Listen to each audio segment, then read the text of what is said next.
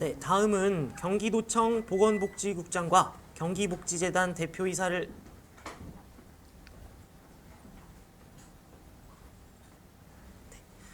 다음은 경기도청 보건복지국장과 경기복지재단 대표이사를 역임하신 경기도 지체장애인협회 직장 내 장애인식 개선 강사 박춘배 옥정종합사회복지관장님께서 직장 내 장애인식 개선의 효과에 대해서 발표해 주시겠습니다. 안녕하십니까. 장애인식 개선 교육 강사 박춘배입니다. 저는 경기도 지처장애인협회에서 추진해온 장애인식 개선 교육 강사에 참여했던 경험을 토대로 장애인식 개선 강사의 관점에서 바라본 직장 내 장애인 인식 개선 교육에 대해서 그동안의 과정을 돌아보면서 평가해보고 개선 방안을 얘기해 보겠습니다. 저는 2017년도에 경기도 지체장애인협회에서 장애인 복지의 근본적 문제라고 생각해왔던 우리 사회의 장애인 인식 개선을 위한 활동을 해보지 않겠느냐는 권유를 받고 인식 개선 강사로 활동하게 되었습니다. 따라서 그동안 경기도 지체장애인협회가 진행했던 내용을 강사 입장에서 소상하게 알 수 있었습니다. 우선 그동안 진행해왔던 장애인식 개선 강사 양성과 교육 파견에 대해서 단계별로 살펴보도록 하겠습니다. 경기도 지체장애인협회는 한국장애인재단 공모사업으로 2016년부터 2018년까지 초중고 학생을 대상으로 3년 동안 인식개선 교육을 진행했습니다. 1차 년도인 2016년도에는 주로 협회 구성원 중심으로 강사를 양성해서 초중고에 강사를 파견하는 사업을 했습니다. 주로 초등학교에는 장애인 이해교육을 의무적으로 시행해야 했기 때문에 관심 있는 특수교사들이 있어서 계획대로 진행할 수 있었습니다. 2차 년도인 2017년도에는 협회에서 적극적으로 노력한 결과 장애인 분야에서 활동해왔던 인사들과 장애인 당사자를 강사로 양성했습니다. 따라서 강사 양성과 교육 파견 그리고 교육의 질을 개선하기 위한 콘텐츠 개발까지 강사 자조 모임을 통해서 더욱 체계적으로 운영할 수 있게 되었습니다. 이렇게 1단계 사업은 사업비가 소진되면 종료되는 한시적 사업이었고 초중고 중심의 장애 인식 개선 교육이었습니다. 하지만 1단계 과정을 통해서 장애 인식 개선 교육의 체계가 구축되었고 교육 내용도 일정 수준 향상되어서 일반적인 교육으로 정착되는 단계에 이르렀습니다. 2단계는 직장 내 장애인 인식 개선 교육이 포함되면서 학교 중심의 한시적 교육에서 사업장 중심의 지속적인 교육으로 변화되었습니다. 2018년도에는 장애인 당사자가 장애 인식 개선 교육에 주도적으로 참여할 수 있도록 하기 위해서 경기도청에서 지원해서 장애인 당사자 강사 양성 과정을 운영했습니다. 이와 함께 직장 내 장애인 인식 개선 교육 의무화에 따라서 직장 내 장애인 인식 개선 교육까지 장애인 당사자가 적극 참여하게 되었고 경기도 지체장애인협회는 이런 체계를 구조화시키기 위해 노력해 왔습니다. 그 결과 2018년부터는 장애인 인식 개선 교육의 목적이 장애인에 대한 인식 개선과 장애인 당사자의 고용으로까지 확대되었습니다. 2019년도에는 제2기 장애인 당사자 강사 양성 과정을 운영했고 한국장애인 고용공단 사업으로 장애인 당사자를 고용해서 운영하는 직장 내 장애인 인식 개선 강사단을 운영하게 되었습니다. 2020년도에는 코로나19로 강의가 원활하게 진행되지 못하지만 금년이 아마도 장애인 강사단이 체계적으로 운영되는 원년이 되지 않을까 싶습니다. 이렇게 협회가 추진해온 장애인 인식 개선 교육 사업은 우리 사회의 장애인 인식 개선의 목적을 넘어서서 장애인의 고용을 통해 삶의 질 개선을 향한 좋은 발걸음을 하고 있다고 평가할 수 있겠습니다. 경기도 지체장애인협회는 장애인 당사자 단체로서 본래의 목적인 회원 중심의 화합과 친목 도모 그리고 이익 증진을 넘어서서 모든 영역의 장애인 당사자의 직업 재활과 삶의 질 향상이라는 지향점을 갖고 그것을 목표로 하고 있다는 점에서 매우 바람직하고 다른 단체의 모범이 되고 있다고 할 수 있을 것입니다. 그런데 장애인 인식 개선 교육이 발전해 가면서도 근본적인 한계는 여전히 존재하고 있습니다. 장애인에 대한 인식은 누구나 성장 과정에서 그리고 사회 분위기에 따라서 학습된 것으로서 단순하고 일시적인 주의식 또는 체험식 교육을 통해서 개선을 기대하기에는 참 어렵다는 것입니다. 또한 교육을 받는 학생이나 사업장에 계신 분들은 의무적으로 받아야 하는 교육이라는 다분히 형식적인 생각으로 교육에 임하고 있고, 교육 현장에서는 장애인 인식 개선 교육이 절실하다고 생각하지 않기 때문에 이러한 교육만으로 인식 개선의 효과를 거두기에는 근본적인 한계는 있다고 할 수 있겠습니다. 강의를 위해서 학교에 가면 교장 선생님이나 담당 선생님은 대부분 필요성은 인정하지만 강사 비용까지 지원하는 의무 교육이라 시간을 할애해 주는 정도에 그치고 있고, 강사로서 강의하면서도 강사마다 다르겠지만 강의의 질이나 콘텐츠가 만족할 만한 수준인지에 대해서 늘 의문이 드는 것도 부인할 수 없습니다. 이것은 강사만의 문제가 아니고 아직 장애인 인식 개선 교육에 대한 형식이나 내용이 만족할 만한 수준에 이르고 있지 못하기 때문이라고 할 수 있겠습니다. 직장 내 교육 역시 필요해서가 아니라 의무적으로 받아야 하기 때문에 비용을 지불하지 않고 시간을 할애해 주는 정도가 대부분이어서 절실함도 없고 형식적 교육 이수에 그치고 있습니다. 강사는 그러한 기회를 주는 것에 대해서 고마워해야 하는 그런 실정입니다. 이러한 의무 교육의 한계는 강사의 수준을 높이는 것, 그리고 다양한 교육 방식을 활용하는 데도 걸림돌이 되고 있다고 할 수 있겠습니다. 의무 교육은 아무래도 수강하는 사람들이 마지못해 응하는 소극적 수강 태도를 불러오고 있고, 사업자나 학교 당국의 형식적인 대응에도 일정 부분 기여하고 있다고 할 수 있겠습니다. 이러한 장애인 인식 개선 교육의 현실에 대해서 개선 방안을 알아보겠습니다. 먼저 교육계에서는 자라나는 세대에게 올바른 의식을 심어주기 위해서 장애인에 대한 인식 개선 교육은 필수 불가결한 요소임을 인식하고 적극적으로 실행하고 참여해 줘야 할 것입니다. 따라서 의무 교육일지라도 학교에서는 의례적인 무료 교육으로 인식하고 시간 때우기식 교육을 진행하지 말고 비용을 들여서라도 적극적으로 실시하고 참여해 줘야 합니다. 특히 장애인 인식 개선 교육이 모든 인권 교육의 첩병이라는 것을 공감해 주셨으면 합니다. 둘째, 각종 공공기관과 사업장에서는 법정 의무 교육을 수행한다는 생각을 넘어서서 구성원들에게 가장 필요하다는 인식을 갖고 참여해 줘야 합니다. 장애인 차별에 대한 개선과 공정한 세상을 만들자라는 것이 사회적으로 많이 회자되고 있는 상황에서 개별 사업장이나 각급 공공기관에서도 인권에 기반한 사고를 하지 않으면 다양한 문제가 발생할 수 있다는 것을 유념하고 장애인 인식 개선 교육의 필요성을 더 깊이 공감해 주어야만 할 것입니다. 셋째, 장애인 당사자가 장애인 인식 개선 강사로서 장점이 있어서 장애인 인식 개선 교육에 많은 분들이 참여하고 있고 특별히 기여하고 있는 것은 분명합니다.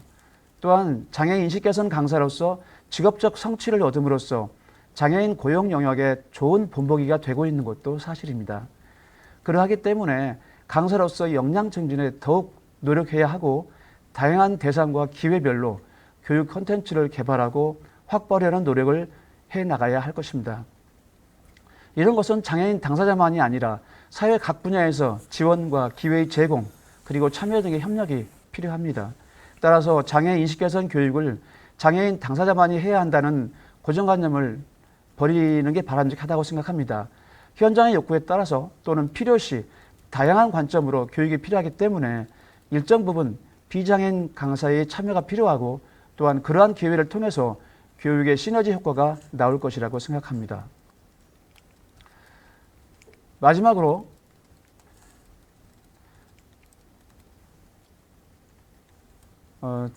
우리 사회는 각 분야에서 인권 교육이 다양한 이름으로 진행되고 있습니다. 하지만 그 효과는 그리 크지 않은 것 같습니다.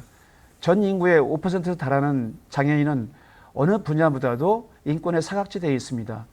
우리 사회가 장애인을 차별하지 않는 인식이 공유된다면 다른 분야의 인권도 상당 부분 개선되거나 개선이 어렵지 않을 것입니다. 따라서 장애인 인식 개선 강사의 양성, 교육 콘텐츠의 개발, 교육 비용의 과감한 지원 등은 장애인의 정상화와 장애인의 고용, 관련 산업의 발전 등 일석이조, 일석삼조의 성과가 있을 것입니다. 이러한 장애 인식 개선 교육에 투자가 성과를 거두기 위해서는 정부와 지자체의 과감한 지원과 열린 사고가 필요합니다. 정부나 지자체가 하지 못하거나 할 수 없는 사업을 경기도 지체장애인협회가 단체의 고유 목적 그 이상으로 사회적 책무감을 갖고 장애 인식 개선 교육에 열정을 쏟아붓고 있습니다. 본 사업의 발전을 위한 강사의 질과 콘텐츠 개발, 교육 비용 지원에 중앙정부와 지방자치단체가 더욱 적극적으로 나서야 할 때입니다. 우리나라는 세계가 놀랄 만큼 경제성장을 이루었고 이번 코로나19 대응에 모범국으로 찬사를 받을 만큼 성숙한 국민의식을 갖게 되었습니다. 하지만 장애인에 대한 인식의 수준은 높지 않은 것이 사실입니다. 장애인이 살기 좋은 세상, 그런 세상이 우리가 지향하는 공정한 세상이지 않을까요? 그런 세상을 위해서 우리 사회의 각 분야가 제 역할을 다해 나가야 할 때라고 생각합니다.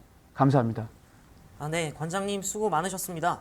우리 지금 장애인 인식 개선 컨퍼런스가 공중파 텔레비전 방송에서도 나왔으면 좋겠다라는 의견이 지금 쇄도하고 있다고 합니다. 네, 경기도 지체장애인협회에서 의미 있는 장애인식 개선 사업을 오랫동안 추진해 오신 걸로 보이는데 그간 꽤 많은 고충이 있으셨을 것 같습니다. 가장 기억에 남는 사업은 어떤 것이 있으셨는지요? 예, 그동안 강의를 해오면서 다양한 경험도 했고 보람도 있었습니다. 초등학생들의 초롱초롱한 눈빛으로 장애 인식에 대해서 공감하고 장애 감수성을 발휘할 수 있었을 때, 그리고 사업장에서 나이 드신 분들이 강의를 듣고 장애 인식에 공감하는 것을 보면 뿌듯하고 감동스러웠습니다.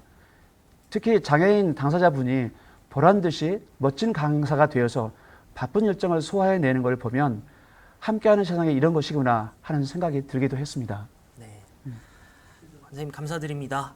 장애인식 개선 온라인 컨퍼런스 지금 경기도에서 하는 게 최초입니다. 수어 자막이나 진행에 다소 미흡한 점은 넉넉한 마음으로 양해를 부탁드리겠습니다. 다음 발표자는 정말 멀리서 오셨습니다. 경남 거제에서 오신 삼성중공업 최우곡 시니어 프로께서 발표하시겠습니다. 현재 대기업에 재직 중이신데요. 장애인 고용에 대한 구체적인 경험에 대해서 말씀해 주시겠습니다. 예, 반갑습니다.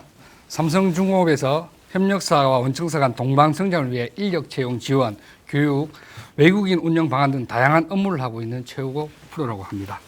오늘 저는 조선소라는 사업장에 채용된 장애인 분들의 사례를 통해 장애인 인식의 현 주소와 앞으로 나아갈 방향에 대해서 해보려고 합니다. 먼저 시청자분들에게 두 가지 정도의 질문을 드리고 싶은데요. 하나는 여러분들은 장애인을 차별한 경험이 있냐 하는 것입니다. 혹은 지금도 장애인을 차별하고 계시냐는 것을 물어보고 싶고요. 그와 더불어 이 사회가 현재도 장애인을 차별하고 있느냐에 대한 두 가지 질문을 좀 드리고 싶습니다. 하나는 개인적인 영역의 것이고요. 또 하나는 사회적인 영역의 것인데요. 제가 2015년부터 저희 사업장에 장애인분들 한 400여 분을 채용하면서 장애인 분들도 많이 만났지만 비장애인 분들과도 이 장애인 채용에 대해서 많은 얘기를 나눴습니다. 근데 나누어 보니 이 개인적인 영역과 사회적인 영역이 분명히 구분된다는 거죠. 어떤 식으로 구분되냐면 나는 장애인을 차별한다 혹은 경험이 있다는 질문에는 장애인을 차별했다 혹은 해봤다는 답변한 사람이 한 20% 정도밖에 되지 않더라는 겁니다. 근데 반대로 사회가 장애인을 차별한다라는 질문에서는 놀랍게도 70%가 아직은 이 사회가 장애인을 차별하고 있다라고 대답을 했다는 겁니다. 그러면 우리는 이 50% 갭에 대해서 어떻게 생각하고 판단해야 될 것인가에 대한 숙제가 남는데요. 저는 이 부분을 이렇게 부릅니다. 무의식의 오류의 범주라고 저는 봅니다. 분명히 저는 장애인분을 차별하지 않는데 왜 사회는 장애인분을 채용할까? 차별하고 있을까? 그 부분에 대해서 몇몇 사례의 사진을 통해서 제가 설명을 좀 드리도록 하겠습니다. 그냥 아무것도 아닌 사진입니다. 경찰분이 굉장히 급한 일로 장애인 주차구역에 주차를 해놓으신 거죠. 이 경우는 그냥 단순합니다. 10만 원의 과태료를 부과하면 되는 단순한 사항인데요. 이 사진은 제가 직접 촬영을 한 사진입니다. 2015년도에 저희 집에 아파트에 입주율 50% 정도 되었을 때 지하 주차장에 가보니 경찰차가 장애인 주차구역에 주차를 하고 있다는 거죠. 근데 제가 이걸 촬영하게 된 이유는 뭐냐면 저희 집이 아파트 입주율이 50%였기 때문에 그 옆에 비장애인들의 주차할 수 있는 일반 주차구역이 분명히 많았다는 겁니다. 그런데도 불구하고 왜 경찰분께서 여기에 주차를 했을까라는 의문이 생겼고요. 그래서 이걸 촬영하게 되었습니다. 과연 그러면 우리는 이 경찰분을 잘못했다고 얘기해야 될 것인가? 아니면 뭐 잘못하지 않았다고 얘기해야 될 것인가에 대해서 생각을 좀 해봐야 되는데요. 이 판단은 여기 있는 시청자들의 몫인 것 같고요. 모르겠습니다. 저는 이게 틀림없이 조금의 잘못은 있다라고, 왜냐하면 그 옆에 비장애인들의 일반 주차구역이 있었기 때문에 조금은 잘못이 있었다고 생각하고 이 사진을 촬영했었습니다. 두 번째 사진이고요. 대한민국이 어디에 있는 곳이랍니다. 이 사진은 제가 촬영한 건 아닙니다. 어떠한 공무원분께서 자전거 전용 도로를 깔았겠죠. 그죠? 그리고 또 다른 공무원분께서 거기에 나무를 심었습니다. 본인의 역할에 충실한 업무를 했다고 저는 판단되고 생각되어지는데요. 저기 저 자전거 도로에 나무가 없었다면 뭐 쉽게 말해서 휠체어가 도로에 다녀도 됩니다. 저는 그렇게 알고 있는데요. 저 나무가 없었다면 다리가 불편한 혹은 휠체어를 타시는 분께서는 전 자전거 도로에 다녀도 좀 다소 편하게 다닐 수 있겠죠. 그죠? 근데 저기에 나무가 심어져 있다. 그러면 자전거도 다닐 수 없는 저 길에 과연 휠체어가 다닐 수 있겠느냐. 그러면 당연히 휠체어 타시는 분들은 도로로 나오셔야 되는 부분이고, 그러면 휠체어 타시는 장애인분들의 위험도는 더 올라가지 않을까 이런 생각이 듭니다. 이런 두 개의 사진을 통해서 우리는 이런 장애인분들에 대한 무의식의 오류가 발생될 수도 있겠구나에 대해서 생각을 좀 해봐야 되고요. 또 하나의 예를 좀 더 들어보겠습니다. 모 연예인께서 본인 SNS에 이런 글을 올렸습니다. 사진과 함께. 토요일 날 MBC 지하에 음악 프로가 하는 방송 시간에는 자기가 불편하다고 합니다. 왜? 장애인 주차구역에 가수들의 차가 이렇게 주차가 되어 있다는 거죠. 그래서 이분이 SNS에 이렇게 올렸습니다. 다음 주에도 동일한 상황이 발생되면 번호판을 공개하겠다. 그런데 놀랍게도 있지 않습니까? 다음 주에는 여기에 차가 없습니다. 차가 없습니다. 이 두 개의 사진을 볼 때 과연 이것은 틀림없이 조금의 잘못이 있다라고 생각하고 한 후에 주차를 했을 거라는 것이고요. 그런데 누군가가 지적하고 이것을 실수를 바로잡았을 때 돌아오더라는 겁니다. 그런데 이게 일반적인 우리가 일상생활에서 맞닥뜨려지는 많은 상황들이라는 겁니다. 그래서 제가 아까 소두에 말씀드렸던 개인적인 생각하는 장애인 차별과 사회가 생각하는 장애인 차별이 요 정도의 갭, 지금 세 개의 사진에 발생된 요 갭 정도가 되지 않느냐. 그게 한 50% 정도 되지 않느냐. 저는 그렇게 생각이 되어지고요. 장애인 인식 개선의 시작은 저는 이렇게 생각합니다. 우리의 작은 오류 혹은 실수들을 하나씩 바로잡아가는 것이라고 생각합니다. 제도적인 개선을 통해서 장애인 인식을 개선하는 건 당연한 것이고요. 제도적인 개선을 했음에도 불구하고 거기에서 발생되는 실수에 대해서 장애인분들이 상처받고 소외되는 부분에서 바로 잡아야지만이 진정한 장애인 인식 개선이 되지 않을까라는 생각을 좀 해봅니다. 저희 사업장 얘기를 좀 해드릴게요. 어느 발달 장애인 분이 있습니다. 그분이 전화를 합니다. 엄마, 나 합격했어라고. 그런데 수화기 너머에 목소리는 굉장히 떨립니다. 우리 아들 합격 축하해라고 합니다. 보통 발달장애인 분들의 부모님들은 이렇게 말씀을 많이 한다고 해요. 장애를 가진 제 자식보다 하루라도 더 살 수만 있다면 소원이 없겠다라고 얘기를 하죠. 그런데 사회적으로 혹은 생물학적으로 자식보다 더 오래 살 수 있는 확률은 좀 적죠, 그죠? 드물다고 볼 수 있죠. 그래서 부모들은 선택을 합니다. 두 가지가 놓여 있습니다. 본인이 이 세상을 떠날 때까지 장애인과 함께 할 것이냐, 본인의 품 안에서 장애인과 함께 할 것인가 하나가 있고요.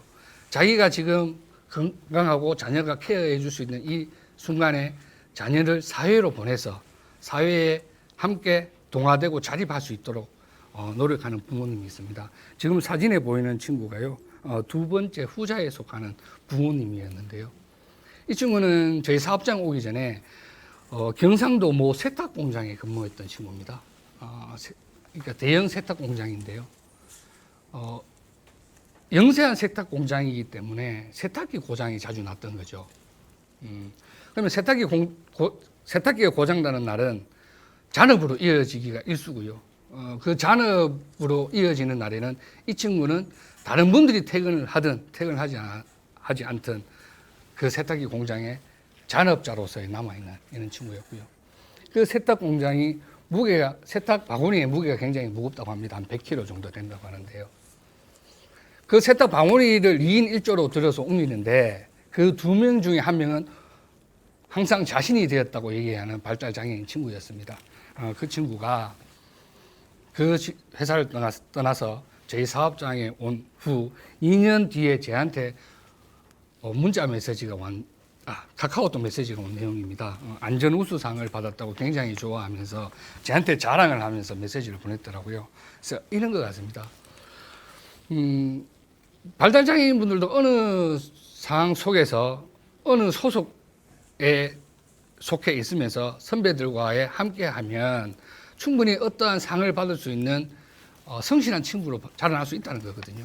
그런데 많은 분들이 발달장애 분들에서 오해를 하는 부분이 많아요. 그래서 채용하기를 꺼려하는데 발달장애인 분들은 그냥 단순하다고 얘기합니다. 그냥 학습이 저희보다 조금 느릴 뿐이거든요. 다른 부분에 있어서는 전혀 뒤처짐이 없는데 그 학습에 느린 것들을 어떻게 우리가 풀어나가야 될 것인가에 대해서 고민을 좀 해봐야 될 것 같고요. 그 부분에 대해서는 제가 뒤쪽에서 말씀드리도록 하겠습니다. 또 한 분의 대표적인 예를 한번 드려보도록 하겠습니다. 외소증 장애를 가진 친구였는데요. 고등학교 때 취업을 나갔어요. 근데 어느 가구 공장에 갔는데 저녁에 비 오는 날 저녁에 선배가 찾아왔더라고 합니다. 그래서 돈을 얼마만큼 모았는지 통장을 보자고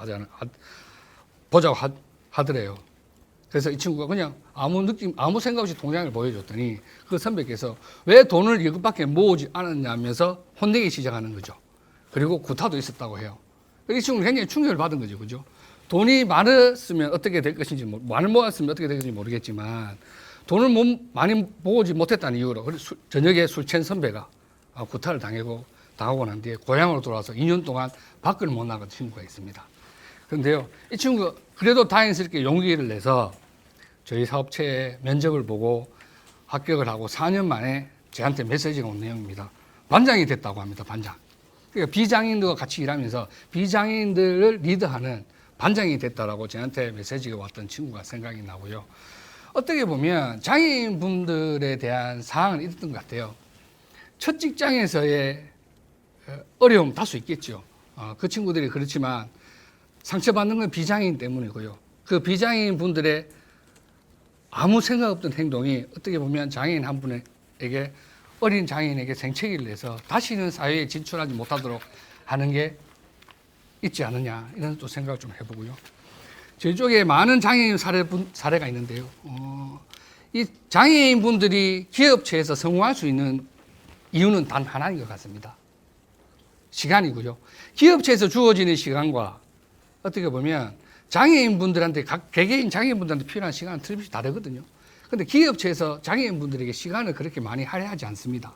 왜냐하면 기업체는 장애인 분들의 시간을 할애하도록 그렇게 좀 상황이 넉넉지 않다는 겁니다. 기업체는 지금 최대의 화두가 어떻게 보면 세대 간의 공감, 소통, 이런 것들 속에 장애인 분들도 소통해야 되고 세대를 또 공감해야 된다는 게 하나가 들어와 버리면 기업체는 사실적으로 지금 해야 할 일들에 대해서 좀 부담이 가질 수밖에 없거든요. 그래서 기업체가 많은 어려움 속에서도 장애인을 채용하고 그래도 발전하고 성공하기 위해서는 주어지는 시간을 조금 할애되는 시간을 장애인분들한테 좀 폭넓게 가져가야 되지 않느냐 이런 생각이 좀 주어되고요. 장애인 인식 개선에 대해서는 좀 말씀을 드리면 한국의 의무 교육은 많이 있습니다. 6대 의무 교육 그 전에 부장께서는 괴롭힘 예방 교육 말고 개인 연금보험에 대해서 퇴직연금보험에 대해서 설명해 드렸는데요. 장애인 인식 교육을 제외한 나머지 교육들은 전부 하지 말라는 겁니다. 그 성희롱 하지 마라. 개인정보 보호해라. 그러니까 우리의 사업체에 있는 모든 문서와 기밀을 밖으로 가져가지 마라. 안전에 대해서 항상 이렇게 조심조심 하면서 이렇게 할 수 있도록 뭐 주의해라. 뭐 이런 정도인데요. 장애인 인식 교육은 단순합니다. 그냥 하라는 겁니다. 장애인분 채용하고요. 장애인분들하고 잘 지내고요. 장애인분들하고 식사 잘 하고요. 장애인분들하고 회식하라는 얘기거든요. 그래서 봉사라고 하면 우리가 굉장히 거창하게 생각하는데요. 저는 어느 시설에 어느 시간대에 예약을 해서 봉사하는 그것도 대단히 큰 봉사지만 장애인분들 채용해서요. 장애인분들과 회식하고 장애인분들하고 밥 먹으면서 즐거운 얘기 나누는 게 어떻게 보면 우리가 할 수 있는 최소한의 봉사라고 그렇게 생각이 되어집니다. 삼성중업 거제조선소고요. 여기에 100개 협력사에 장애인분들이 굉장히 많이 근무하고 계십니다. 110만 평의 부지고요. 여름에는 굉장히 덥습니다. 겨울에는 또 굉장히 춥고요. 생산에 직접적으로 근무하시는 분들 중에 92%는 남성분입니다. 어떻게 보면 때로는 거칠다고 할 수 있죠. 여기서 장애인분들이 400명이 채용했습니다. 여기서 되면요, 어떠한 사업장도 다 된다고 저는 생각합니다. 항상요, 장애인 채용에 있어서 사업체나 인사 담당자분들은 두려워하지 마시고, 조선소라는 곳도 되었으니 우리도 되지 않을까라는 그런 긍정적인 생각을 가지고 도전하고 실천해 주었으면 좋겠습니다. 예, 이상으로 발표를 마치겠습니다. 네, 최 프로님, 작은 오류를 하나씩 바로잡아가는 것이 중요하다는 말씀 참 공감이 됩니다. 네, 감사드립니다. 예.